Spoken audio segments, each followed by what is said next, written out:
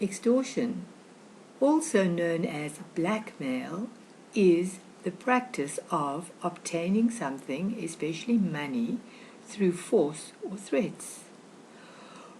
What more would one call the action of extortion/blackmail when enforced upon the indigent, marginalized social pensioners? What would one call it when the extortioner/blackmailer herself is an elderly tenant, is well known to, and is thought to be trusted by this group of victims?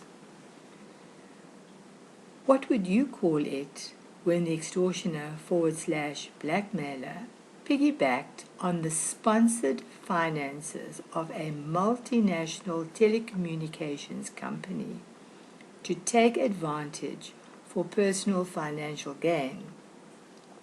Get away with it?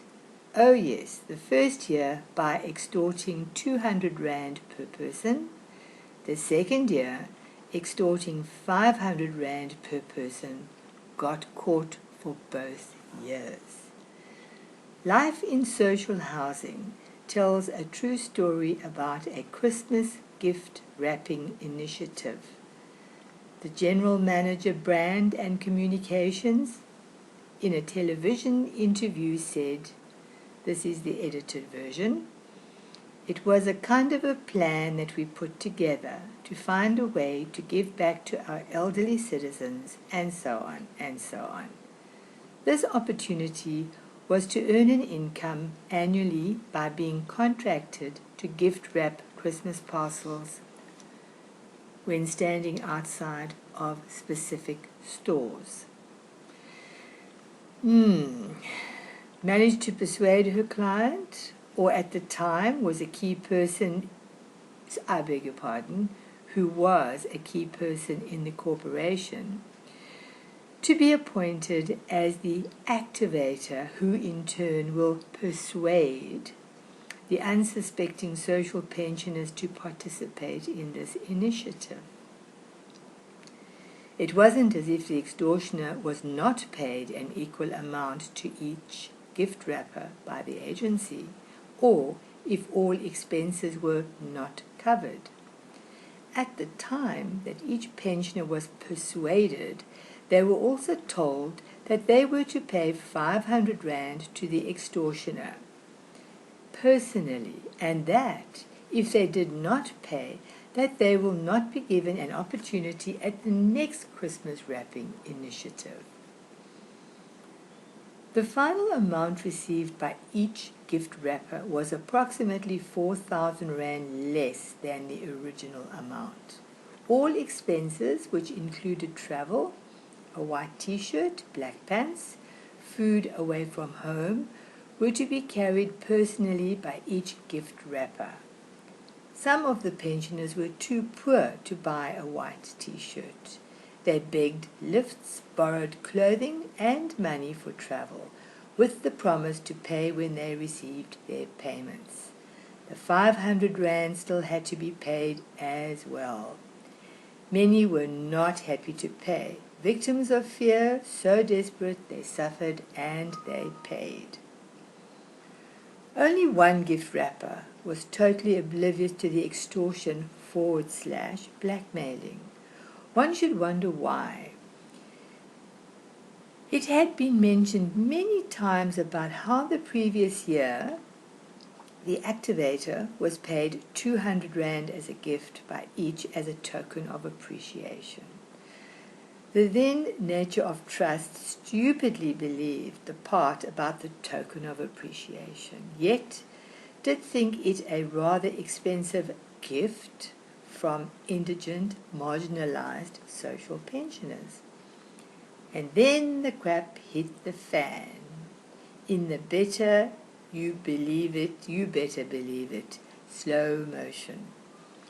Not a great idea to be accused of owing an extortioner/blackmailer 500 Rand for an opportunity to gift wrap for an income for a corporate.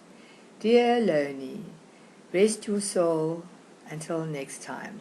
may it rest. You brought this to attention.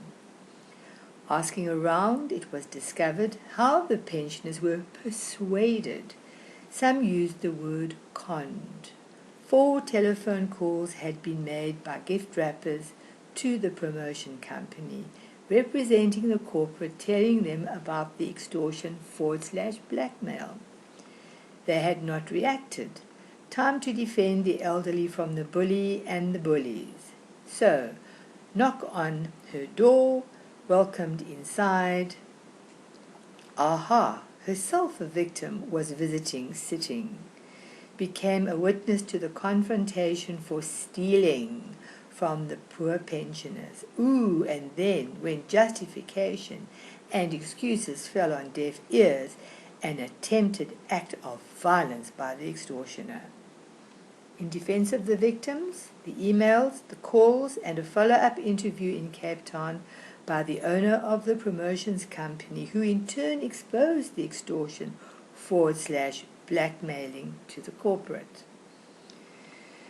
About 30 gift wrappers. Nice little booty, you think. The corporate did not want the publicity, so they reimbursed every pensioner, saying that next time the monies will be worked into the next campaign. That the promotions agency will contact the original people at Wallach Memorial, which complex was left out totally after this little incident, for all future gift wrapping initiatives. The gift wrappers who received out of the blue 500 Rand in their bank accounts didn't know where it came from, didn't even say thank you, showed no appreciation. However, the curse on Wallach rides the wave of karma. As a friend said, how interestingly, this very morning, I might be a bitch, but karma is a bigger bitch than I could ever be. Interesting, eh?